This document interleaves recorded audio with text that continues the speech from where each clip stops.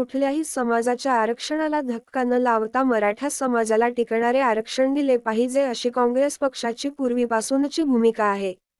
20,144 साली काँग्रेस आघाडीचे सरकार असताना मराठा समाजाला 16% व मुस्लिम समाजाला 5% आरक्षण दिले होते. त्यानंतर आलेल्या फडणवीस सरकारला ते आरक्षण टिकवता आले नाही. फडणवीस सरकारने 2018 साली मराठा समाजाला आरक्षण दिले होते, ते सुप्रीम कोर्टात टिकले नाही. मागासवर्गीय आयोगाचा अहवालही कोर्टाने फेटाळला. ही पार्श्वभूमी पाहता कोर्टात टिकणारे आरक्षण दिले पाहिजे ही सर्वांची मागणी होती.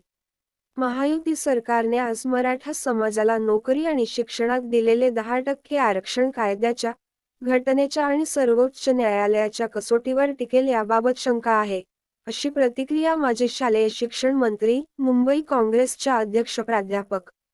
वर्षा गायकवाड यांनी दिली आहे.